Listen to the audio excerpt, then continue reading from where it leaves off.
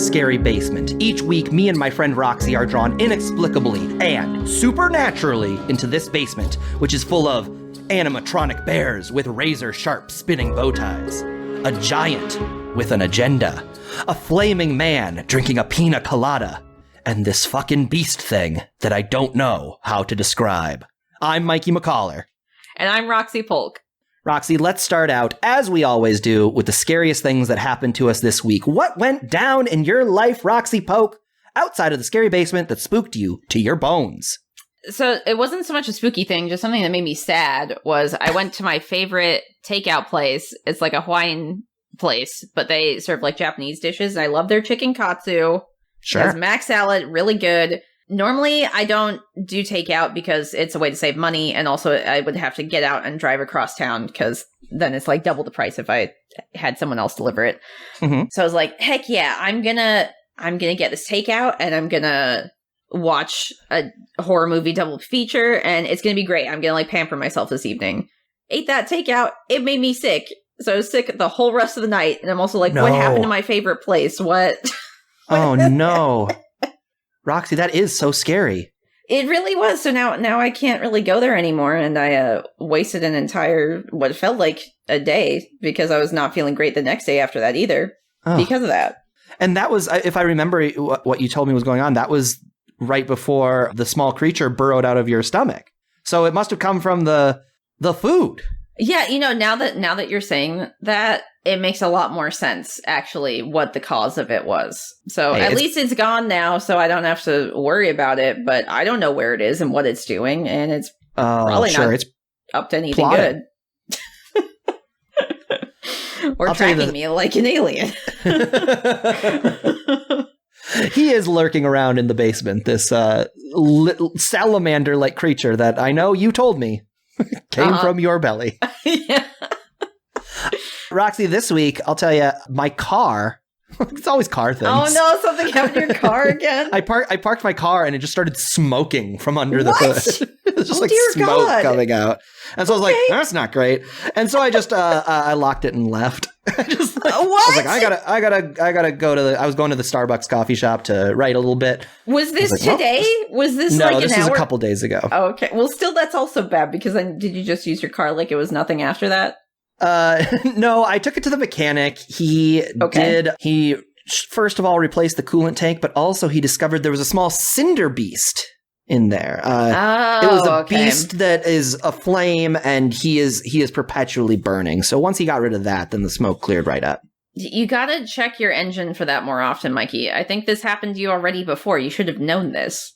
I mean, I know it was a couple of years ago, but like you should have checked under the hood and checked that little cinder beast problem. This is kind of what you do. Like when I first get a car, I'm like, okay, I'm going to get an oil change. I'm going to get a priest to do the rites over it. I'm going to get a little bit of holy water that I sprinkle in. And then you just start driving it and you just kind of like let that stuff drift away. I got to be on top of it. Yes. Yeah. Well, I think it was a big wake up call for you, Mikey. So I'm glad that you got it figured out. Uh-oh. Do you see him? It's Demon Bot. It's the Demon Bot. Clumping over. Mikey and Roxy, you were assigned the 2016 film 9 Cloverfield Lane, because as we all know the number 10 does not exist in the scary basement. Directed by Dan Trachtenberg and starring John Goodman, Mary Elizabeth Winstead, and John Gallagher Jr. Did you watch the film? Yes, I most certainly did. I, in fact, did watch the film 9 Cloverfield Lane because 10 does not exist in the scary basement. Well, great. Good, then your souls are safe. We did it, Rox. For now. No! I really thought we were okay that time. Roxy, we did, in fact, watch 9 Cloverfield Lane. That is not the name of the movie, but the number 10 does not exist in the scary basement, as has long been established. In case anybody hasn't seen the movie, what do you say we do a quick little plot recap? I would love to do that, Mikey. Let's do a plot recap. 9 Cloverfield Lane opens on Michelle, a young woman packing and fleeing from her life and home. She even leaves behind her engagement ring on the kitchen table. Michelle drives away from the life she once knew, only to be sideswiped by another oncoming truck. She ends up unconscious on the side of the road. Michelle wakes up in a bunker and meets Howard, the intimidating man who claims to have saved her from her car wreckage. He's chained her to a radiator, which is not the best start, and told her there is no world outside the bunker left, that an attack from either the Russians and or Martians has left the air outside unbreathable for up to a year or two. But does Michelle in fact believe him? Howard then shows Michelle 2 decaying pigs through a small window in the bunker, letting her know that the air outside is doing this kind of horror to people. Michelle then meets Emmett, a handyman who helped Howard build the bunker, who verifies Howard's account of what happened. Emmett does say that yes, in fact, the world outside really is gone. He came to Howard when shit started going down and is in the bunker with him voluntarily. At a dinner with the three of them all together, Michelle makes Howard jealous by flirting with Emmett. This causes Howard to lash out, getting right up in Michelle's grill and giving her an opportunity to snag his keys to get out of the bunker. But before Michelle can make it outside, a decaying, scabbed-up woman comes to the door, demanding to be let into the bunker. Michelle leaves her be, finally believing that no, Howard did not simply abduct her. Something bad has happened in the world to make it so that she is only safe within its walls. Michelle and Emmett bond here, relaying stories about their lives before the bunker. Michelle once saw a little girl being abused by her father and wishes she was the type of person who could stand up and fight, just like her big brother when she was a kid did for her. Instead, she did what she always does, which is panic and run away. Michelle, Emmett, and Howard, realizing they're stuck together for a minute, end up becoming pretty good friends. They do puzzles together, they watch movies together, they play games together, and etc. But when Michelle climbs through the air ducts and finds a bloody earring, she pieces together Howard's backstory. The young woman he's been referring to, Megan, was not his daughter, but a woman he did abduct and keep in the bunker and presumably killed. Michelle and Emmett begin formulating a plan to escape the bunker, knowing they can no longer trust Howard, slowly collecting resources to build an airtight suit to escape the bunker. But damn, it sure seems like Howard knows what they're doing. And he does. Howard shows Michelle and Emmett his big vat of acid, and having found their stash of weapons, demand they tell him what they're up to. Emmett takes the blame in hopes of protecting Michelle, and it works, in the sense that Michelle is fine and Howard shoots Emmett in the head. Howard then creepily shaves, cleans himself up, wears a nice outfit with a belt even, and tucked-in shirt.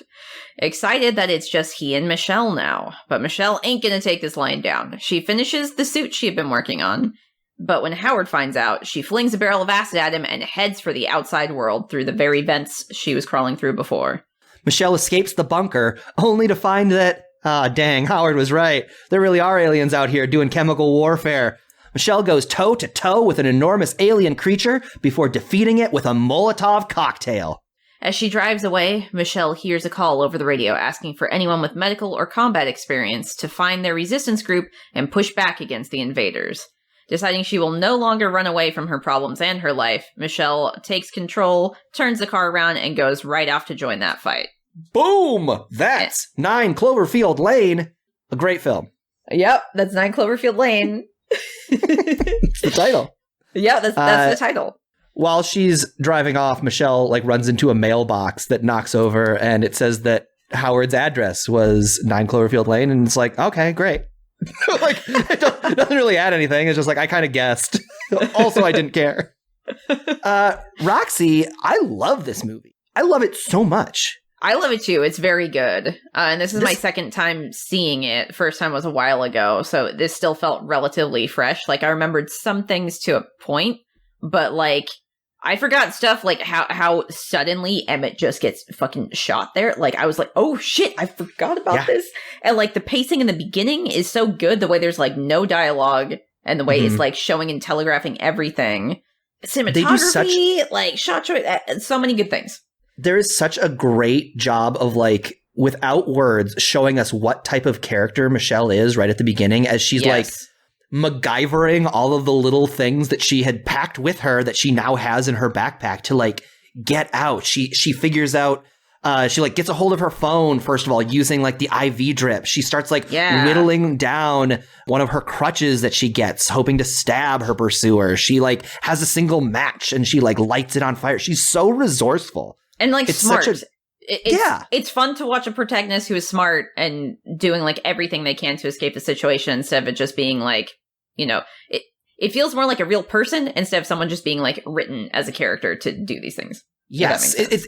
This movie, I feel like more than almost any other movie I've seen in a while. I don't want to say more than any other movie I've ever seen. That feels hyperbolic. This movie is so full of moments that are super logical. That like flow from one to the other. Like she is in an incredible, almost insurmountable circumstance, and she keeps finding ways to like take power back, to take control back. And it's just like, it's truly delightful. It's something I remember hearing somebody say about The Sopranos, where like Tony Soprano is a bad guy, but we like him, A, because he's like funny, but also because he's like really good at his job. Like it is fun to see somebody be good at what they're doing. And I love Michelle so much for that exact reason. Well, I think also like talking about the relationships between the characters, John Goodman, every actor in this movie did really good. And like John Goodman straddles this line of how that character, he does a great job. The way that Michelle, I feel bad for forgetting the actress's name, but like Mary Elizabeth Winstead. There we go. She has him pegged because like from that snippet from her backstory, her father was abusive. And so she recognizes immediately this is the type of person Howard is. Yeah. I didn't piece that together. You're right. Yeah, she had a father who behaved just like Howard. Yeah, and or at least some form of abuse, you know, that she recognized, just like how she saw that little girl she wanted to help, she recognized what that was. You see that payoff pretty quickly with how she knows how to push his buttons, because she that first dinner they have together, she notices he gets really weird whenever she reacts positively to Emmett, whether it's like, she's literally not flirting with him or interested in him that way at all. If anything, the movie was going to say it's like he's kind of like her big brother again. But she notices that Howard gets weird about it, so she like fakes flirting so that he knows he'll get mad, get up in her face, and she can steal those keys. Boy, can she. Yeah, which like happens relatively early on. Because you're like, yeah, okay, so not only are you smart and resourceful, like with just like actions you can do for like solutions to problems, but also just mentally you were aware, paying attention, and know what you can do and like kind of what's going on in a very smart way. She's really good at everything she does, and Howard is really bad at everything he does. Oh yeah. He built this bunker and he's got it. And he is just like, I don't know, he makes me so uncomfortable because I just want him to be normal. Like like I know what a normal response is to these interactions with these people, and he's incapable of it. Yeah, and I think that's one of the reasons why like the way he is written and the way he is acted is such a like slam dunk for what that character is. Like he feels very self-entitled, as if he's owed things, as if he is in control of things and is owed that control, and everybody should just defer to him. And he thinks, like, he says several times, you should be thanking me for this and all this stuff. Yeah. And there's a very revealing scene, like, when they're playing Pictionary, when Emmett is trying to get him to guess the movie or book title Little Women. And he uses very clear ways to be like, yes, what is little? He gets him to guess the word little. And then when he says, well, what is Michelle? She's... like, what kind of person is she? And he says, like, a girl, a child. And she's like, a grown woman. And he's like calling her a child. And it's like very revealing to be like, oh yeah, that's how he sees her. He gets to a point where he's like, a princess. And it's just like, uh-oh, gross. Yeah. Uh-oh. Yeah. And I think like he gets so heated. Is that the point where she has to no, the Santa guessing Santa next time? Because he's like, I know what you're doing. I see what you're doing. Yeah. Just the one right after that. It's just an uncomfortable thing from one thing to the next. What I think is so exciting about this movie for me is the way that they play with expectations. And this is my favorite kind of storytelling. We've talked about it 1,000 times. My favorite kind of storytelling. It all seems to come from Bad Robot. It is, exactly as much information as the character knows. Yeah, so you're on board the whole time. How do you not love Michelle? Like, you are not only subjected to the world through her eyes, right? You are seeing what she sees. So when she's wondering, if the world is dead or not. Yeah. We're wondering. And when she gets answers, we get answers. But then she's also so good at what she does that it's just like, you are not only projecting yourself into a character, you're projecting yourself into like a smart, like powerful character, for lack of a better word, like being in this situation.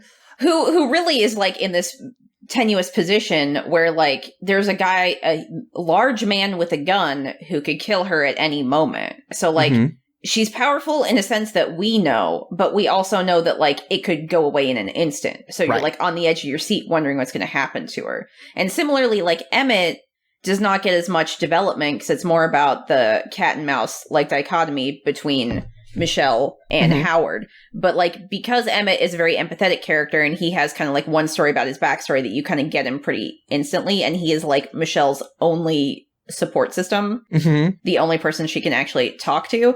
When he does die, it makes you care about him more, even if he's not as like fleshed out as the other two. Yeah. Oh, it hurts. So like, yes, it basically does a very good job at putting you in Michelle's shoes throughout the entire movie.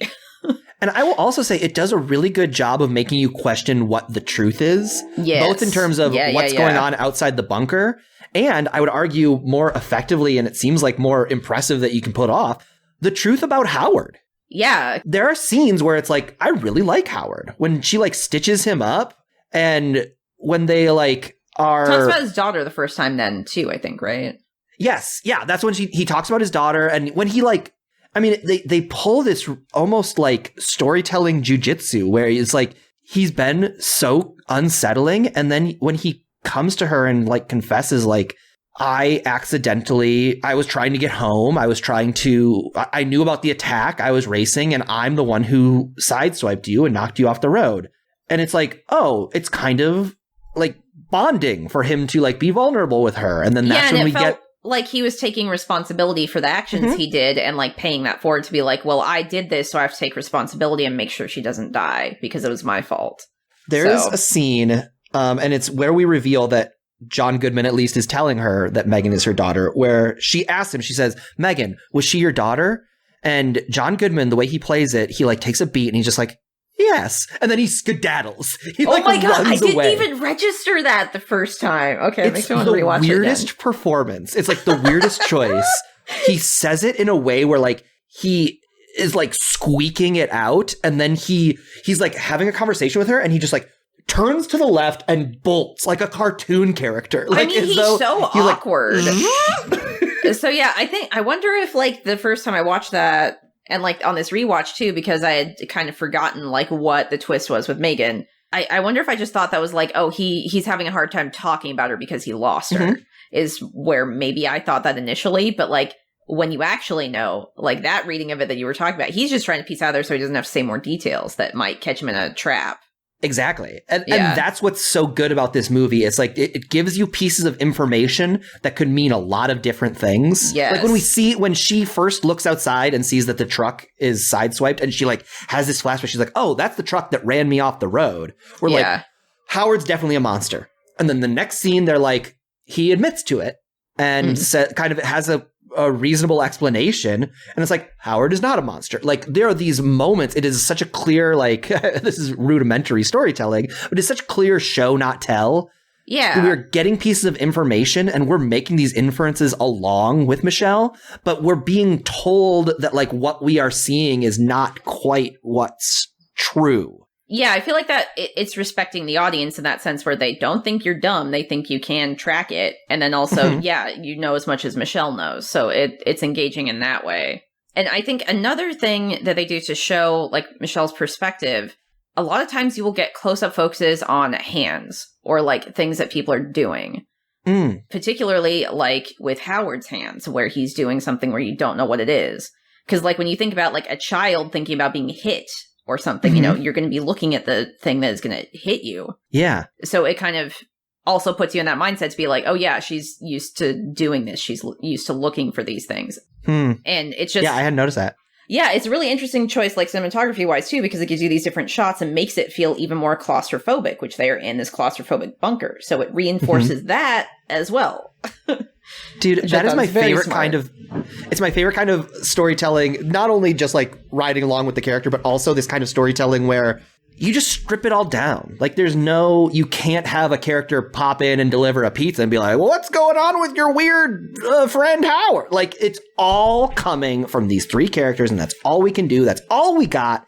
Deal with it. It's so much fun. And that's like the setup of the movie too. Like they knew the type of movie they were making. They knew the limited location they were working with, and they like used that to its fullest potential, which I think is very impressive, especially because then once she gets out of the bunker and you see, oh, there's some sort of weird organic alien ship. That's not a human ship. That's not a helicopter. That's a fucking alien thing that is dropping these weird, like, dog echidna, creepy little hunting dog things. Let's talk about that ending a little bit. Okay, yeah. Oh, like, sorry, go ahead. World, I guess I wasn't going to say too much more, but it's like, once the world opens up and becomes bigger, and one of the things Howard says is like, you don't know what's out there, it's not safe. It does, again, very harken back to, like, getting out of an abusive relationship. That's what they tell you to keep you there. They think that you need to rely on this person in order to survive, in order to not get hurt in a different way, because the real world is scary. And it's like, yes, it is. But you have to deal with that. You can't just run away from that. So she's immediately thrust into being like, oh yeah, the real world is way scarier than I thought, because there's fucking alien ships and beasts, and now there's also toxic gas. Not all the time, but sometimes there's toxic gas. I am not a huge fan of the ending of this movie. Really? Okay. Yeah. Tell me why. I am so enamored with this monster movie that is set up as like this human man is the monster, and we don't understand him. And even thinking about this movie as a sequel to Cloverfield, like in the first movie, our Cloverfield monster is a literal monster. In our second movie, John Goodman is playing the Cloverfield monster. And I think that's such like an interesting choice. And it's so like scary and exciting. And I love it so much. And then the ending comes.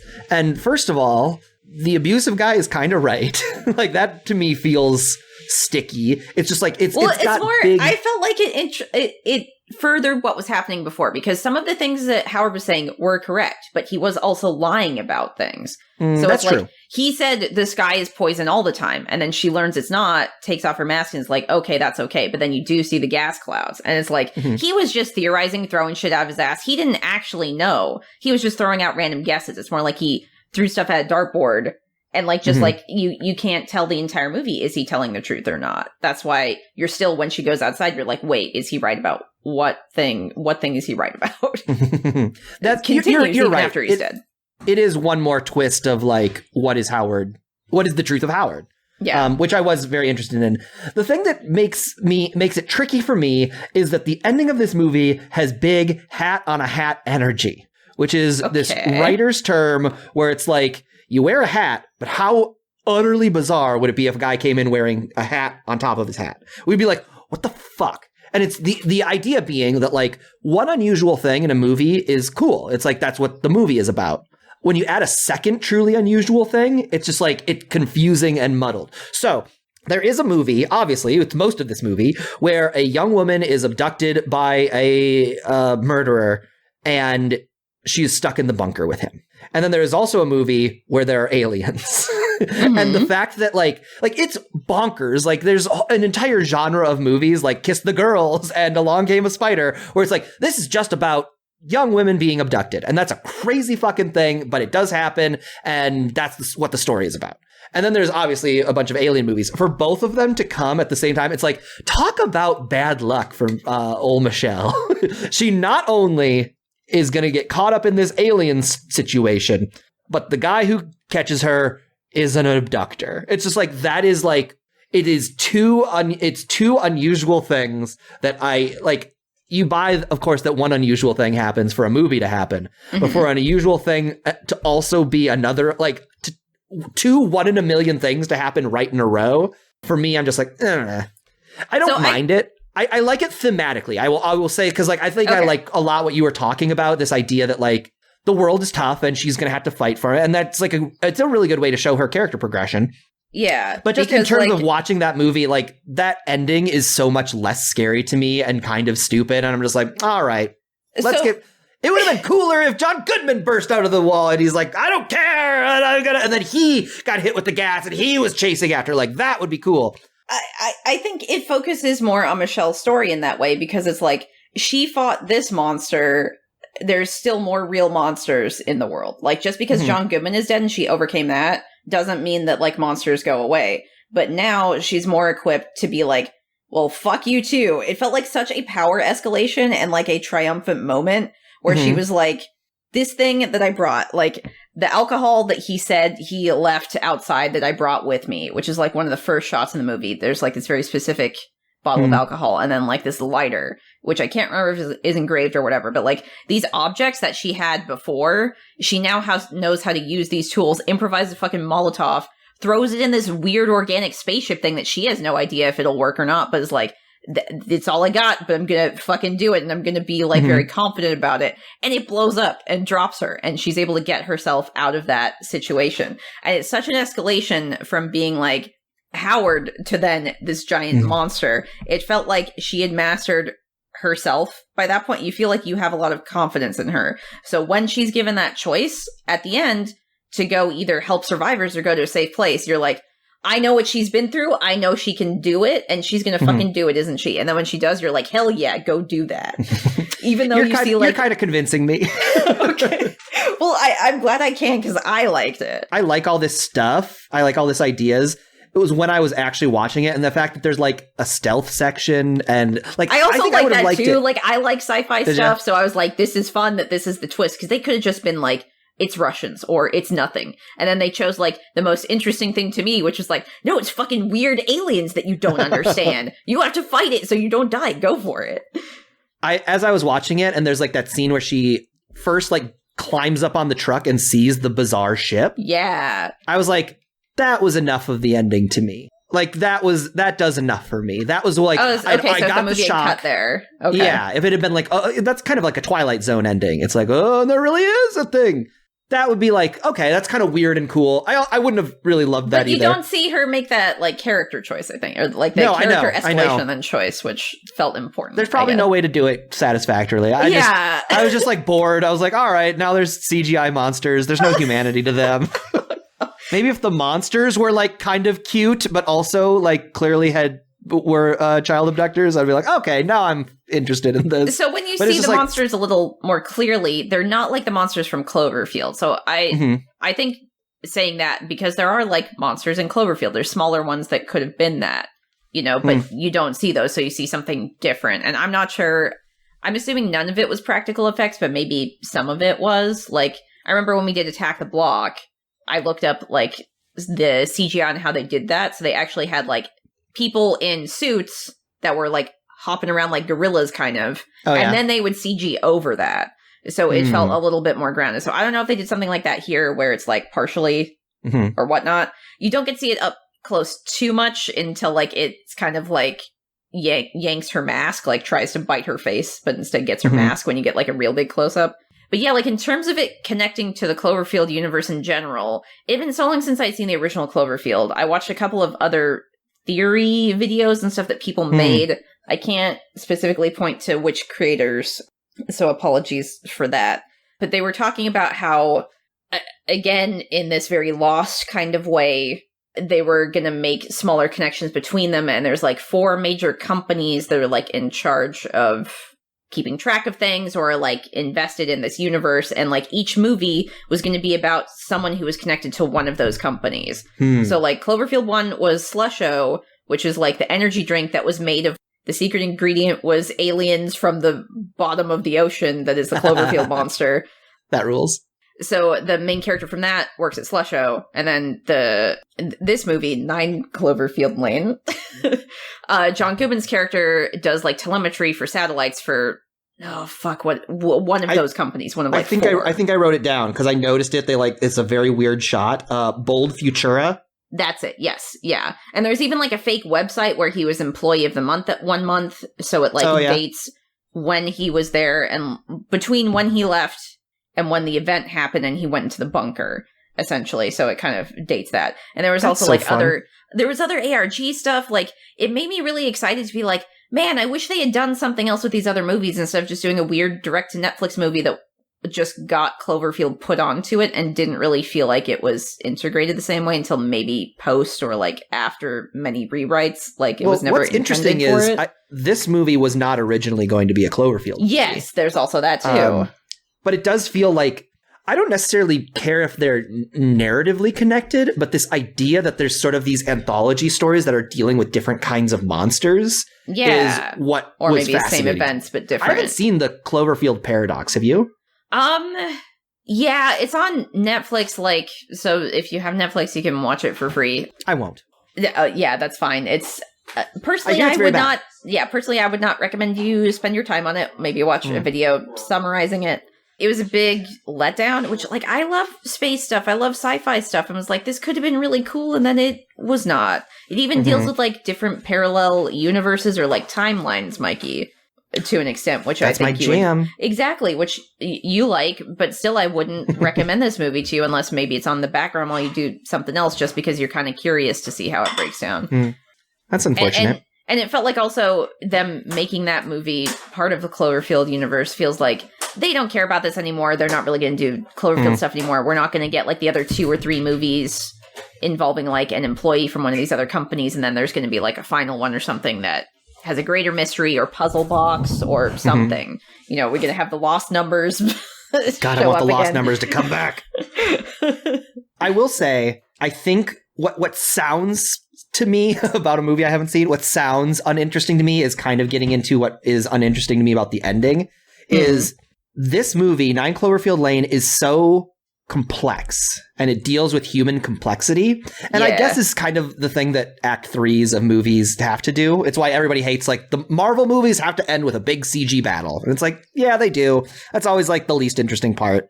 Yeah. Because that complexity inherently must be reduced into something. There's no complexity to the aliens. There's no, like, it's just a big creature that we gotta fight. Well, in the first Cloverfield, yeah. And the second one, you don't get enough of them. But the third one, like, for 1 and 2, it felt like there was history or something behind it. Like I said, I watched a couple other theory videos and people who are more into, like, the ARG, the other supplemental materials that I have no idea, and some of these websites are just defunct now. You can't even look at them. And they talked about how there was even like a manga or something that may or may not have been canon, which is insane to me. But that's because like the Slusho energy drink was, I think, supposed to be from Japan, or there's that Japanese company that Howard works for. But it feels like there is a greater universe and story plan, something at work here, even if you don't exactly understand it. And so people were able to theorize stuff like, oh, so the Cloverfield monster, it's actually a baby. Like, I think J.J. Abrams said in interviews that it's a baby creature of its kind that, like, woke up, had a temper tantrum, got killed. So then its parents are like, oh, these people killed our baby? We're going to come and destroy your planet then. And so that is, like, 9 Cloverfield Lane is when they come back, like, 8 years later or something. You know, because they're traveling through space to be like, okay, you killed our baby, so we're gonna nuke you. And there's probably more Cloverfield-like baby eggs under the ocean that are gonna hatch at some point, too. Like, there's more than one of them. That one just woke up earlier. Okay. I love that. So yeah, it's like these smaller things where, like, it works on its own. And although for you it felt very jarring, which I understand why a lot of people think it's jarring. But then also it feels like it has this greater idea that is working towards where it's like, oh yeah, okay, so Cloverfield thing makes sense. These other aliens coming down, like, there's a reason why they're there, even if you don't really know it. And then Paradox is like, well, I don't want to go, like, too far into also talking about this movie because this is not the one that we're reviewing, but it just doesn't feel like it has the same attention to detail or complexity or any kind of, like, underlying tie-in to it. And felt kind of like, we'll just, like, cash in on Cloverfield name so people will watch it, and then after they watch it, they won't care about it anymore. Because we weren't going to do anything with this franchise anyway, is what it felt like. Ugh. Thumbs down. Which is, again, to say, I went on for too long talking about that, which is, again, to say, this movie is just, like, it's very effective on multiple levels. This movie rules. I love it so much.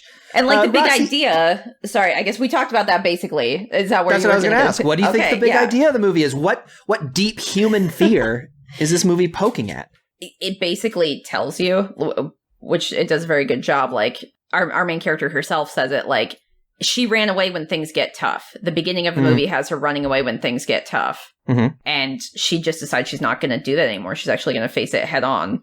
Like, whether she has enough confidence or it's just like, I can't let this continue. Like, I can't let this be my life. You know, she confronts it. So that for me is what it was about, because that's what the movie told me. But what do you think, Mikey? The thing that I was thinking more about, like, what's so scary about this movie, and it's inceldom. It's incels. Oh, also that too. Yes, that is it. Yeah. What's so frightening about Howard is him acting on his own, taking away agency from her, right? Yes. He took her and put her in a place that was unfamiliar, and there was no empathy, but there was this expectation of gratitude. Yeah. And the fact that he has such power over her and that he was, like, pushing on her, like, that's a horrifying creature. That's like a big movie monster that, yes, I want to see defeated in as brutal of a way as possible. I think when Howard got acided at the end of the film, Michelle knocks over a bucket of acid and, like, pushes him into it or whatever. Yep. He just gets a little bit of his face burned. He needed to be a full-on acidy, like, we need to see that visual representation of his disgusting inner self reflected outside. Yeah, you need to see, like, his bones or something at that point. Yeah. Because, like, he talked about how that acid would destroy organic matter and, like, humans down to their bones, maybe even more than that, destroy the bones themselves. Which is such a funny scene when you're like, because we're still kind of in the, like, what happened to... Oh, no, wait, we knew what happened to Megan, right? Like, we'd already found the earring. Yeah, and because I guess we didn't really talk about that too much, is the reason why we know for sure that she is not his daughter is because Emmett knew this girl, and this girl went to high school with his younger sister, and she disappeared 2 years ago. So he's like, oh no, that's fucking somebody who was abducted and gone, and now we found her bloody earring and a message saying help on a hatch door. It's brutal. But, like, once he pulls out the vat of acid. Yeah, you're like, okay, now we know what happened to Megan. I know what happened to Megan. Unbelievable. He just pulls out it. He's just like, hey, can you help me with this acid? Well, because you don't know that he knows exactly what they're doing yet. So it's like this escalation where he's like, and you don't expect him to then kill Emmett and be like, yeah, I'm just going to dismember him and put him in this acid because I'm practiced at this. I'm used to it. And this is what I wanted all along. I wanted it to be you and me. I put up with Emmett just because he knew and because I didn't feel like murdering someone yet. I just needed the justification to do it, to feel that I'm allowed to murder him, that I can do it because I want to. Like, he wanted to do it the whole time. Yeah. It's so scary how, like, little control she has, and it's such a, like, it's so like fucking roller coaster exciting when she rips it back. But yeah, I think Howard is such an incredible movie monster because, again, I simultaneously recognize him as somebody from the real world. Yes, exactly. That's one of the scarier things. Like, I've met people like this too, and it's like, oh shit. It's another reason why it feels like John Goodman's nailing him so bad. Or not so bad, sorry, so good.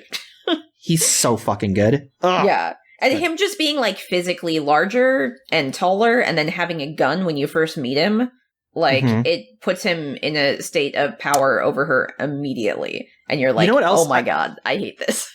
I hadn't thought of it until just now, but, like, the way he walks is so weird and stilted. And the way he stands, he, like, kind of, like, protrudes his belly forward and, like, leans back. It kind of reminds me of, do you remember in Men in Black, the first Men in Black? The villain who, like, is alien. A bug that has stolen a man's skin suit. Yes. Like, John this Goodman's, is how humans stand, right? Exactly. His posture is like, he is a monster stuffed in the body of a man. Like, he's, the way his posture affects the way it's a great performance. It's so, every character, and it's fine. Michelle and Howard are, like, two incredible performances. Yeah. And can I tell you a weird bugaboo I have about this movie?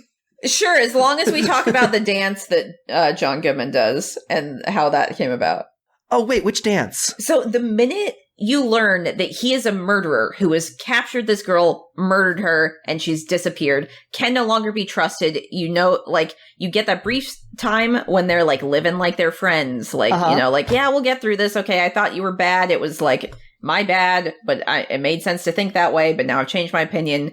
Then it flips it, and you're like, oh shit, no, we know what kind of monster he is. And then he comes in immediately after that to, like, interrupt their conversation where they're just like, okay, we have to make sure he didn't hear what we were saying. They're very awkward and like scared and tense. He just comes in, turns on the jukebox, does a little dance. Oh, and, like, yes. He's leaning over the jukebox. The angle the camera has is like on his ass, like on his back. So you see our two main characters who are like terrified of what they've learned. And then he's just in the middle with his ass, shaking his ass, like dancing to be like, yeah, I thought I would put on this music. Isn't it great? I'm going to get dinner started. And you're like, ah! That rules. You're right. I did forget about that moment, and it is a delight. Okay, sorry. I just want to make sure we talked about that because it was amazing. So I'm glad we did. Holy shit.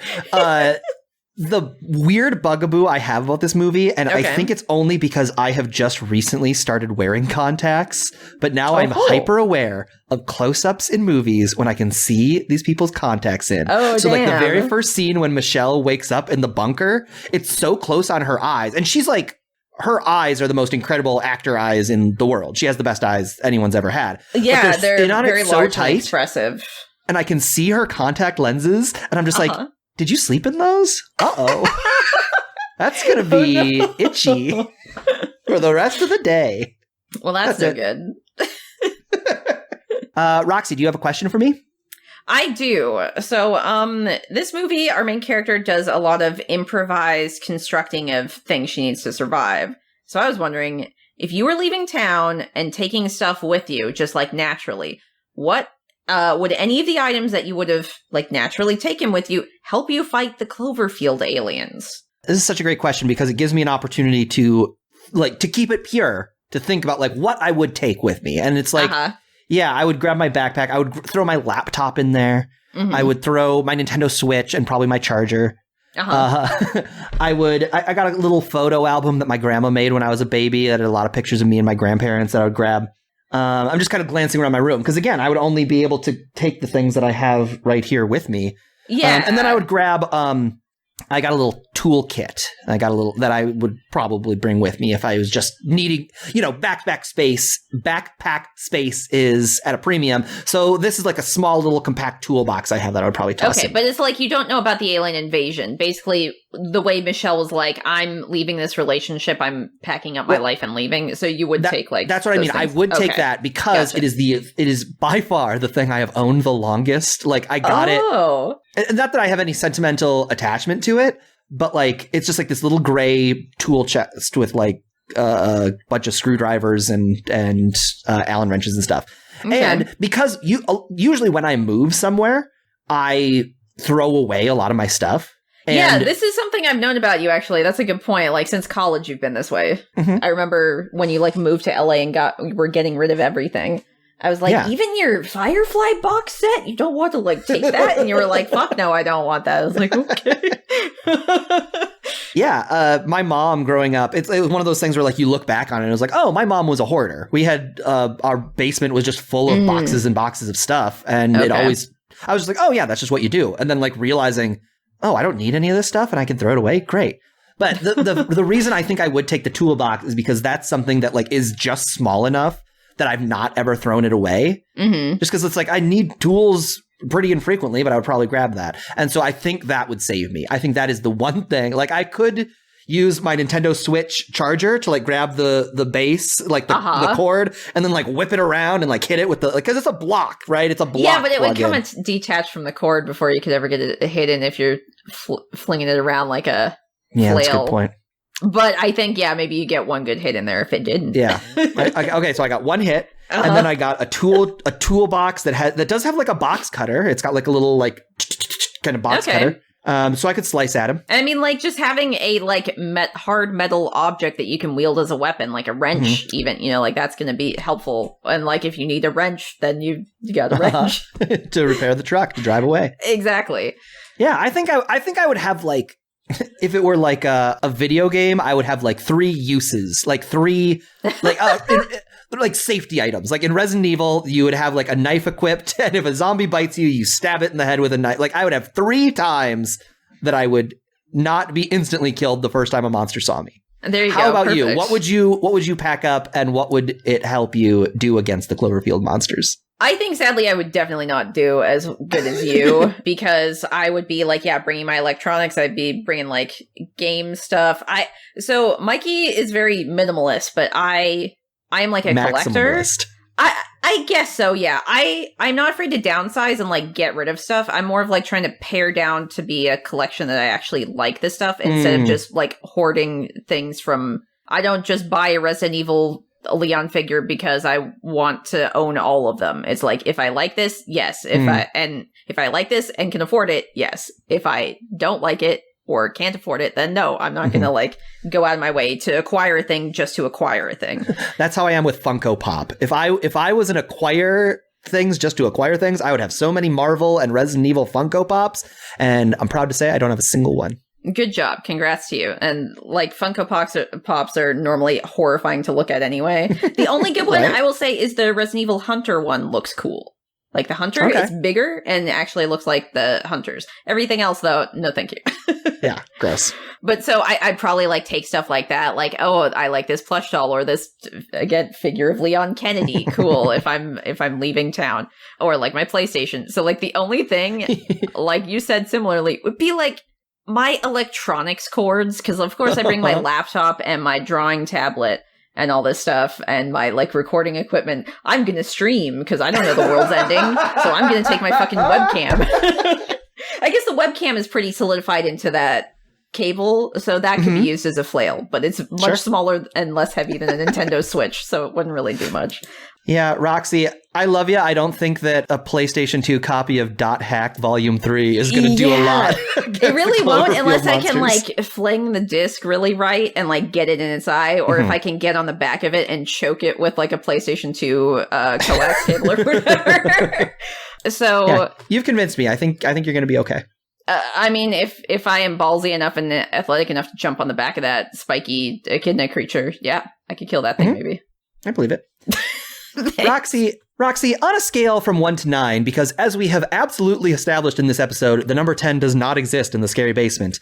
How likely do you think the events of this movie are to happen in real life? So I would have said 9 out of 9, but I said 8 out of 9 because a messed up dude who kidnaps women to control and possibly kill them, abuse them, that's happening right now somewhere. It has happened many times in the past. So 8 out of 9. Because I'm docking 1 point for Aliens as well. Because as much as I like the ending, I do agree with you that it is way more unlikely that 2 of those crazy things would occur at once. So, minus 1 point for Aliens. What about you? I have similar feelings. I actually had to do 3 different scores. Oh, okay.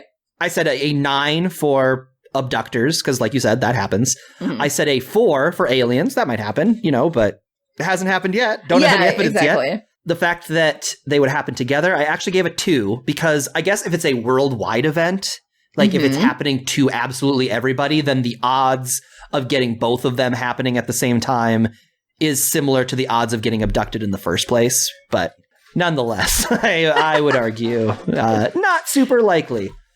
Roxy, last week we made a bet. We sure did. We made a bet. We were wondering how many gunshots were going to be, because both of us had vivid memories of seeing John Goodman walking around with a gun strapped to his hips. And of course, he's not going to have a gun the whole movie and never fire it. Yeah. So we asked how many gunshots would be in this movie. You said 2. I said 3. Good God, the answer was 1. Just the bullet that took out our dear friend Emmett. Just the Emmett bullet. Okay. Yeah. So let's take a look at the standings. The total bet score. Roxy somehow, some way gets another point. 13-7. Oh, 1 tie. No. I'm almost lapping you completely, Mikey. This can't happen. You gotta win next week, okay? Because again, to be clear, we don't know what happens. Each time we win a bet, we get a point, and at some point, the demon bot's gonna come calling. What if higher points means he's like, oh, I'm gonna take you instead? It could mean that. That's don't possible. know. We don't know. I don't like being on the edge of my seat like this, caught in a claustrophobic basement with Demon Bot.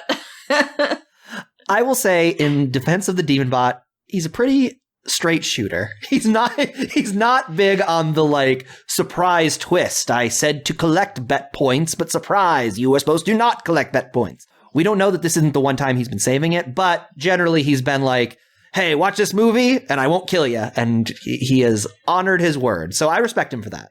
Okay. Well, I'm glad you do. I'm still waiting for this time, but not this time. It has yet to happen. Yet to happen. And oh my God, speak of the devil bot, here he comes. Congratulations, you have successfully reviewed the film 9 Cloverfield Lane. Your souls are safe for another week. For next week, you must review the 1997 film I Know What You Did Last Summer, directed by Jim Gillespie and starring Jennifer Love Hewitt, Sarah Michelle Gellar, and Freddie Prinze Jr. Ooh, okay. So, I know what you did last summer. I know what you did last summer. Scary one. Yeah, so have you... I mean... they're all scary ones. I mean, that's kind of every week, Mikey. I was just letting you have a flair for this one is like not the particularly. Theater, but yeah. This is not like a movie like The Exorcist that your parents are going to warn you about before you watch. Like, they're just going to be like, all right, it's a dumb slasher. That's funny to me. Roxy, let's make a bet for next week. All right. Vis-a-vis I Know What You Did Last Summer. That sounds good to me. So how about for the bet this week, Mikey? How many people do you think are going to die in I Know What You Did Last Summer? That's a good one, because this one I have no idea, right? Okay, have you not seen this one before? I have never seen this movie, no. Ooh, okay, it's going to be fun. So could be high, could be low. I'm going to say 6. I feel like I trend towards like a lower body count for these first entries in a series. Yeah, I think that's a safe bet. I think I'm going to go a little higher. I have seen this before, full disclosure, but it has been a long time. So I'm going to say 8. The pact has been sealed. I mean, the bet is confirmed. Whoever is closest to the kill count for the film will be declared the winner. The winner will receive a year's supply of Gorton's fish sticks. You know what? It is reasonable that you're so far ahead in the bets, because like you've seen so many more horror movies than me. Yeah, I think maybe track. genre savvy or just like guessing plots. I don't know, because I've seen so many. Also, the other thing is that I'm a fucking idiot. Like I'm just so fucking stupid, not. Roxy. No, you're not. I'm a stupid. Usually when I'm out in the rain, I have to go out with a friend. Otherwise, I look up to see what's happening and might drown myself. That was that one time, but you know, I wouldn't say you're in general that stupid just because you almost drowned to death by looking up at the sky once while it rains. How many times do smart people get looking up into the rain before people have to officially say you're stupid? I'm sorry. Is it 3? I would say by 3, you're officially stupid. Yeah, sure. yeah. If you haven't learned it by the 3rd one, I'd say, yeah, maybe you can say that. But Roxy, we got to start figuring out how we're going to escape from the scary basement. But before we go, we can't end on a dour note. We can't end on drowning in the rain. What is making us happy? Tell me what's going on that has you feeling joyful. The thing that's making me happy this week, I mean, Mikey and maybe some people listening know that I have an Etsy shop where I make stuff. So like I will talk to manufacturers. I've made like enamel pins, Roxy, acrylic keychains. What's the URL for that Etsy shop? Oh yeah, I should be giving. Why am I not giving myself a shout out here? It's good. I've bought stuff from there. Hell yeah, with my own money. It's real life money. I didn't even call up my friend and say, "Hey, you want to give me a hookup?" I said, "No, I'm gonna support. I'm gonna use money." Yeah, so it is etsy.com/shop/Roxbox Studio. But it's linked on all of my socials. So if you go to any of my socials, it's very easy to find.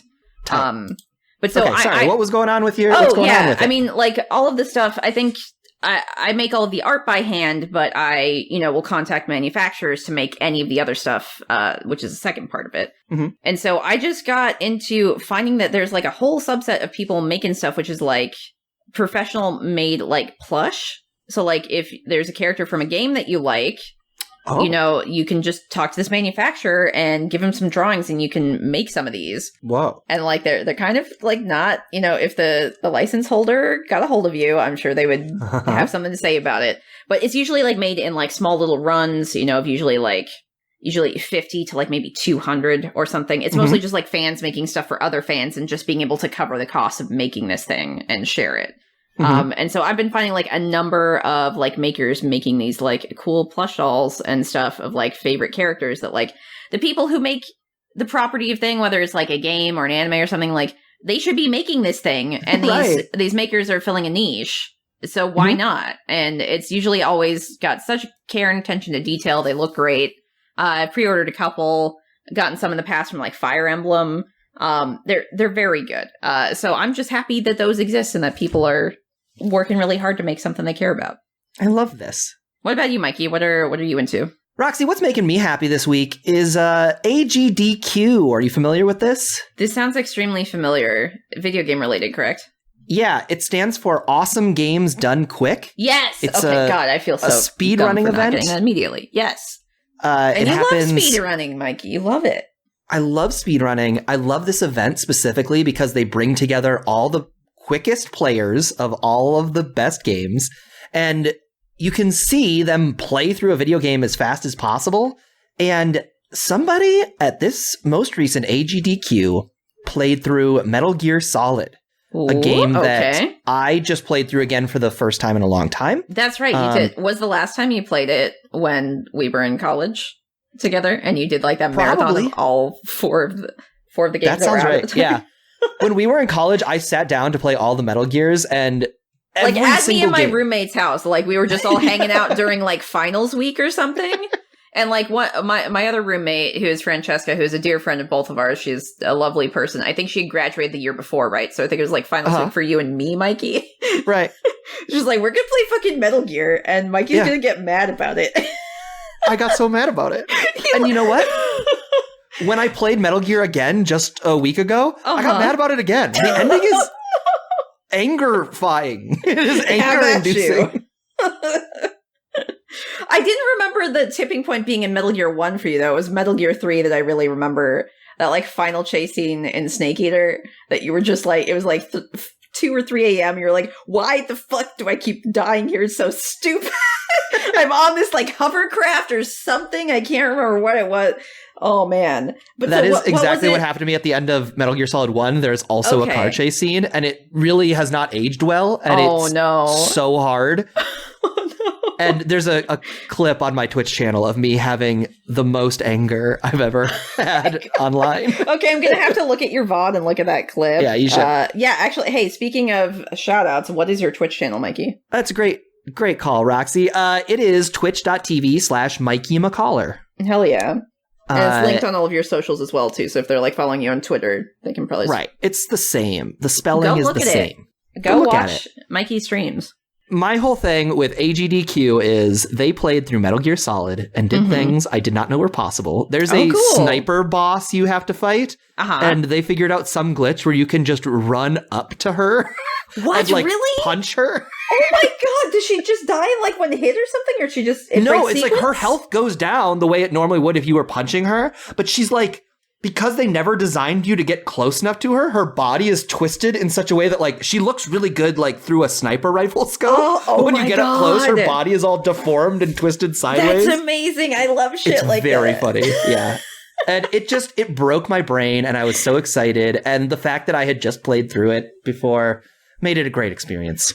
That's so cool. Did they get stuck on that vehicle part as well? Or have No, they did it really fast. Oh, okay. They knew what to do. Well, Roxy, each week the demon bot hires a new monster to guard the basement door to keep us from escaping, and yet each week we keep escaping. It's really fruitless for him. I mean, I'd like to say that we're just really good at what we do, which is surviving at this point. We are a bunch of Mary Elizabeth Winsteads over here. We are good at surviving. We're very, very good at making improvised Molotov. I was going to say economic, but that's not the right word. Cocktails. Practical. There you go. Let's see what we got guarding the basement door this week. Okay. Oh, fuck. Close it, Mikey. I closed it. Okay. Roxy, they flooded the upstairs, and it's got 1,000 piranhas in there. Oh, my God. Okay, none of them got in, did they? You closed it before they got in? One did, but he's just flopping around. One piranha on its own is not super dangerous. I'm kicking that. Like, get away. One piranha on its own, not that bad. But if we're going to get past the rest of the piranhas, you know what we're going to have to do? Crawl through the ventilation ducts, just like I wish. Those are also this movie. Those are also filled with water. Thankfully, Roxy, I brought 2 straws. So here we go. Just stick it up through. I don't think that's how that's going to work. The piranhas are not... Straws don't make you immune to piranhas. Get started, Roxy. We're going to be here for a No, minute. I think I'm gonna wait overnight. You can wait. You're drinking it. Oh, this was the play. Okay. If you don't want to do it, I can handle it myself. Yeah, I think you can handle that. Good luck. I don't think there's enough space in the human stomach for that. I'm just gonna put my straw up here to make it drain, I guess. No, wait, you're drinking it. You're consuming it. I don't know. The scary basement's pretty deep. I think maybe if we can drain the water and let all the piranhas die. But then right, exactly. We need to drain the water so the piranhas are just flopping around up there. Yeah, I'm going to stick this between the floorboards, maybe. Let's see if I can just make it drain. You keep drinking, though. You have fun with that. What does it taste like, by the way? Good.